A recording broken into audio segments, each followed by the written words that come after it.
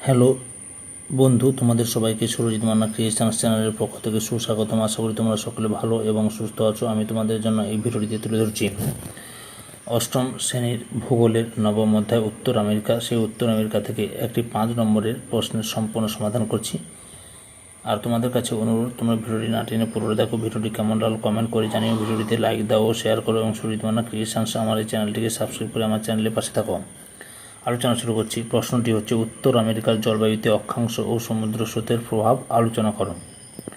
উত্তর, অক্ষাংশের ভূমিকা।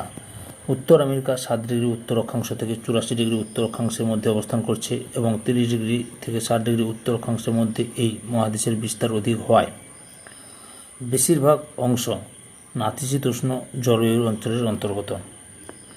এই মহাদেশের দক্ষিণে মেক্সিকোর উপর দিয়ে কর্কক্রান্তি রেখা প্রসারিত হয়।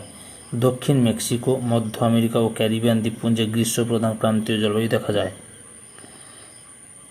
এই মহাদেশের উত্তরাংশ সুমেরু বৃত্ত অঞ্চলের অন্তর্গত হয়। এই অংশে তুন্দ্রা ও হিমশীতল মেরু জলবায়ু দেখা যায়। সমুদ্র স্রোতের ভূমিকা।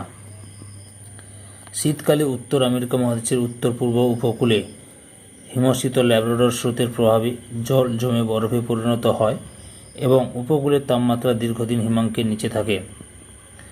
প্রশান্ত মহাসাগরের শীতল ক্যালিফোর্নিয়া স্রোতের প্রভাবে এই মহাদেশের দক্ষিণ পশ্চিম উপকূল ভাগ বেশ ঠান্ডা থাকে।